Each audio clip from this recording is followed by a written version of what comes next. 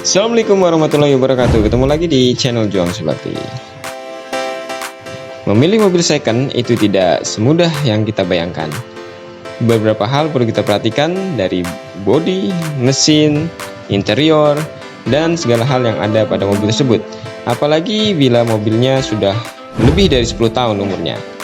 Oleh karena itu, perlu kita perhatikan satu persatu bagian-bagiannya supaya kita tidak kecewa di saat kita sudah membayar atau membeli mobil tersebut. Nah, di video kali ini kita akan mencari tahu dan kita akan membagikan tips bagaimana cara memilih mobil second yang baik supaya kedepannya teman-teman semua tidak kecewa. Simak terus videonya, dan tentunya yang baru mampir di channel ini jangan lupa untuk subscribe, like, dan beri komentar. Dan jangan lupa juga untuk nyalakan tombol loncengnya supaya tidak ketinggalan dengan info terupdate dari channel ini. Oke, let's do it. Oke, langsung saja kita bahas tips yang pertama dulu ya. Ini berdasarkan pengalaman pribadi, juga mungkin juga saya dapat dari sumber-sumber yang lain ya, berdasarkan pengalaman teman-teman juga yang sudah banyak di dunia permobilan ya, permobilan second ya. Yang pertama saya cek atau kita cek ya, yaitu pertama adalah bodinya dulu. Bagian eksterior itu memang bagian yang paling nampak ya dari sebuah mobil. Yang pertama, catnya dulu. Pastikan ceknya ya pasti mulus ya, tidak ada gelombang-gelombang. Tapi ini kembali lagi ke selera ya, karena memang cat ini kembali ke teman-teman yang memang mau membeli mobil second tersebut. Kalau saya pribadi ya minimal ya, tipsnya buat teman-teman, carilah cat yang masih mulus ya, karena memang kalau udah masih mulus kan otomatis tidak ada biaya perawatan atau biaya perbaikan ya. Yang pertama itu. Kalau sudah mulus, pastikan ketebalan bodinya atau catnya ya. Kalau memang diketok itu bunyinya agak tebal, khususnya mobil-mobil Jepang tuh biasanya dia nggak setebal mobil Eropa. Kalau mobil Eropa mungkin dia ketika diketuk ya itu bodinya agak tebal, wajar ya, karena memang mobil Eropa. Tapi kalau mobil Jepang biasanya dia lebih tipis. Jadi teman-teman bisa cek, kalau bunyinya masih kaleng, silahkan, itu boleh dijadikan pertimbangan untuk dibeli. Itu yang pertama. Oke, bagian yang kedua yang perlu teman-teman perhatikan yaitu adalah bagian mesin. Nah, ini adalah bagian yang vital menurut saya, karena memang mesin ini susah-susah gampang ya kalau mengeceknya ya. Kalau memang teman-teman ada teman atau relasi yang bisa diajak untuk ikut mengecek mobil, silahkan diajak. Tapi kalau teman-teman misalnya mengeceknya sendiri, boleh diperhatikan tips yang akan saya berikan ini. Ketika kita membuka sektor atau mau mengecek sektor mesin, hal yang pertama harus kita cek adalah bagian dari cairan-cairannya, karena di mobil itu ada beberapa cairan, diantaranya ada radiator, terus kemudian ada oli mesin, ada oli rem, ada oli power steering bagi yang mobilnya masih menggunakan power steering hidrolik, ada juga oli transmisi. Cek, perhatikan satu persatu dari setiap cairan tersebut. Minimal adalah tidak ada kebocoran di setiap part yang ada di bagian mesin itu. Kalau kita melihat bagian radiator, kalau saran saya pilih mobil yang memang radiatornya menggunakan air coolant, karena dengan demikian kita tahu bahwa si pengguna itu perhatian dengan kondisi radiatornya. Oke, jadi perhatikan apakah ada kebocoran di setiap radiator, di bagian radiator atau selang-selangnya. Lihat di bagian bawah ya, bawah mesin. Kalau ada tetesan air yang berwarna, biasanya dia kalau coolant biasanya warna hijau atau warna merah, itu menandakan kalau ada tetesan berarti ada kebocoran. Itu di bagian sektor radiator. Kemudian yang berikutnya adalah sektor mesin ya. Jadi kalau teman-teman melihat di situ di bagian headnya itu ada bercak-bercak oli, ya kemungkinan itu adalah seal dari headnya yang sudah mulai rembes. Terus kemudian lari ke bagian bawah, di situ ada bak karter. Biasanya kalau memang itu ada rembesan, itu di bak karternya itu di bagian sisi luarnya itu akan terlihat ada bercak-bercak oli. Nah, oke. Jadi kalau memang di situ ada kelihatan bercak oli atau bahkan menetes di parkirannya, atau teman-teman bisa lihat di carportnya atau di tempat mobil itu diparkirkan, kalau di bawahnya itu ada bercak oli, tetesan oli, dipastikan yaitu ada kebocoran atau rembes di bagian karter, atau juga bisa juga seal crankshaftnya ya.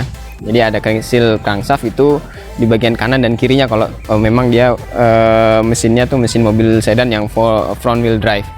Oke, jadi kalau misalnya ada kerusakan atau di bagian itu bocor, ya teman-teman bisa lah melakukan negosiasi sehingga harga yang ditawarkan bisa kita tekan dan mendapatkan harga yang bisa diturunkan ya pastinya harganya untuk biaya perbaikan.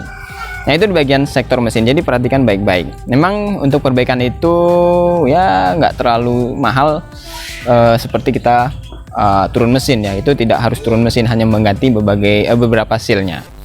Kemudian yang berikutnya adalah cek oli oli power steering ya. Kalau memang teman-teman mobilnya di atas umur 10 tahun biasanya memang kebanyakan masih menggunakan power steering hidrolik. Nah biasanya sering terjadi rembes. Nah memang perhatikan jalur selangnya dari penyimpanan tabung penyimpanan oli power steering itu, kita lihat yang keluar di situ apakah ada cairan-cairan yang rembes dari selangnya atau pipa-pipanya atau dari rak setirnya. Dicek baik-baik, kalau memang tidak ada, oke berarti dalam kondisi baik ya. Dan misalnya ada rembesan, kalau power steering memang kalau hanya sealnya saja mungkin bisa kita lakukan perbaikan ya, tapi khawatir kalau sampai dia kena di bagian rak setirnya itu akan bisa mengeluarkan biaya yang cukup lumayan ya. Oke, kemudian yang berikutnya adalah di bagian minyak rem. Nah di bagian minyak rem memang kalau di bagian mesin nggak kelihatan begitu jelas ya kalau ada kebocoran, tapi minimal di situ bisa kita cek level olinya ya, level minyak remnya maksudnya. Jadi di situ levelnya ada di bagian paling atas maksimal, usahakan. Jadi kalau di situ dalam kondisi maksimal dipastikan ya kemungkinan tidak ada kebocoran, karena memang harus dicek lebih detail lagi di ban-bannya ya. Oke, minimal secara kasat mata bisa dilihat bahwa minyak rem dalam kondisi baik. Oke, itu untuk bagian sektor mesin. Nah yang berikutnya tidak kalah pentingnya yaitu cek juga bagian dari gearboxnya. Kalau memang teman-teman pilih yang matic, pastikan gearbox maticnya aman dari rembesan ya, karena memang kalau mobil matic ya di gearboxnya itu kalau sudah mulai ada rembesan biasanya olinya akan terus menambah, dan khawatirnya kalau kita telat menambah akan ada kerusakan yang lebih fatal lagi ya pada bagian daleman gearboxnya. Kalau seandainya sampai kita overhaul, wah itu biayanya kan cukup lumayan, karena untuk mobil matic biasanya disitulah kelemahannya ya. Jadi perhatikan sealnya atau bagian body valve-nya, usahakan tidak ada yang rembes. Itu di bagian gearbox matic. Oke, sambil dilihat kondisi mesinnya juga dicek perkabelannya, karena memang bagian kabel-kabel itu vital juga ya, karena dia menghubungkan dari ECU ke sensor dan ke bagian lampu dan ke bagian electrical part yang lainnya. Jadi ketika teman-teman mengecek mesin, sekalian lihat wiringnya atau perkabelannya. Usahakan kabelnya tidak banyak jumperan, tidak banyak ada sambungan di sana, karena khawatir ketika banyak sambungan berarti ada kemungkinan pernah ada kerusakan di situ. Tapi kalau bisa ya nanti ketika dicek mobilnya dinyalakan semuanya seperti klakson, lampunya, lampu rem, sennya, wiper, dan semua part-part atau bagian-bagian yang berhubungan dengan listrik tadi ya. Jadi dengan perkabelan tadi nyalakan, usahakan semuanya dalam kondisi baik, baik itu power window ya, terus electric mirrornya dan central locknya itu kan semua berkaitan dengan elektrik ya. Jadi usahakan semuanya berfungsi dengan baik. Oke, sambil mengecek perkabelan, baru teman-teman setelah itu coba nyalakan mesinnya. Tapi saran saya kalau bisa ya nih ya, teman-teman kalau ngecek mobil tuh pagi sebelum mobil itu dinyalakan. Kenapa? Biar kita bisa cek radiatornya, kita buka.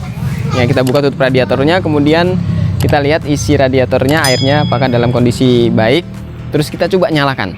Ya, jadi pas banget nyalakan di pagi hari sebelum dipanaskan. Jadi kalau bisa teman-teman janjian sama si penjualnya itu usahakan nyalakan janjian di pagi hari. Nah coba dinyalakan dalam kondisi tutup radiator terbuka untuk memastikan tidak ada kebocoran kompresi ya nantinya ya, ini tujuannya itu. Nah ketika dinyalakan coba lihat apakah ada muncratan air ketika pertama kali mesin di start. Kalau memang tidak ada muncratan berarti mesin dalam kondisi baik dan tidak ada kebocoran kompresi di bagian mesinnya. Oke, itu ya. Kemudian setelah mesin menyala, ya teman-teman perhatikan, dengarkan baik-baik bunyi mesinnya. Ya memang bunyi mesin mobil yang sudah berumur itu tidak akan sehalus mobil-mobil tahun sekarang ya, yang baru-baru ya. Tapi setidaknya mesin yang normal itu tidak mengeluarkan bunyi-bunyi yang aneh ya, bunyi-bunyi yang kasar, yang aneh, yang berlebihan, atau suara yang menurut teman-teman tidak ada semestinya ya, tidak semestinya ada di mobil tersebut. Jadi dengan jeli dengarkan mobilnya ketika digas perlahan dari RPM 1000, 2000, 3000, 4000, terus kemudian diturunkan lagi. Apakah ada bunyi tambahan seperti bunyi yang seperti bunyi apa ya, knocking atau apalah itu ya. Jadi teman-teman juga pasti tahu lah, oh ini mesin dalam kondisi normal. Terus lihat getaran mesinnya. Kalau misalnya mesin itu bergetar ya, terlalu goncangan itu parah ya, itu bisa dipastikan ada hal yang kurang baik pada bagian engine mounting. Ya memang engine mounting bisa diganti, tapi kalau seandainya kita bisa minimalisir kan enaknya teman-teman nggak perlu ganti engine mounting kalau dalam mobilnya masih dalam kondisi baik ya. Ya, engine mounting itu ada, kalau nggak salah ada 3 ya, di bagian bawah, di kanan, kiri, ada juga yang bagian depan. Perhatikan baik-baik ketika mesin dinyalakan getarannya. Kalau memang getarannya halus ya, oke, berarti engine mounting dalam kondisi baik. Sambil duduk di dalam ya juga rasakan setirnya sambil teman-teman pegang, nyalakan mesin, setirnya dipegang. Kalau setirnya anteng ya, artinya anteng itu tidak ada getaran yang berlebihan. Ya oke lah, berarti bisa dipastikan engine mounting dalam keadaan baik.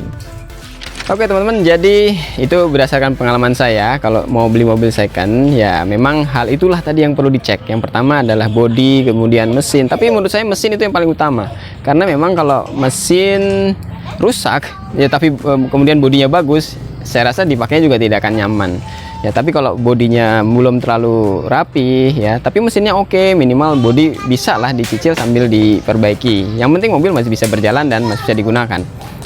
Oke teman-teman, jadi kurang lebih seperti itu ya. Semua kembali lagi kepada teman-teman semua. Apabila sudah dilakukan pengecekan dari awal sampai akhir dan memang ada ya beberapa hal ya menjadi PR, nah itu kembali lagi ke keputusan teman-teman. Kalau memang teman-teman masih tetap mau berniat membeli mobil tersebut, tinggal negosiasi, pastikan harganya yang ditawarkan bisa turun ya, minimal untuk biaya perbaikan. Karena kalau misalnya ada beberapa part yang rusak, minimal kan kita harus perbaiki dulu sebelum kita pakai nanti ke depannya. Oke teman-teman, jadi itu adalah beberapa tips singkat dari saya berdasarkan pengalaman pribadi juga dan berdasarkan teman-teman juga yang share dengan saya ya sebelumnya. Jadi jika kalian suka dengan video ini, jangan lupa tombol like-nya dan subscribe di channel ini jika kalian belum. Nyalakan tombol loncengnya dan juga beri komentar. Oke, thanks for watching and see you on the next video. Wassalamualaikum warahmatullahi wabarakatuh.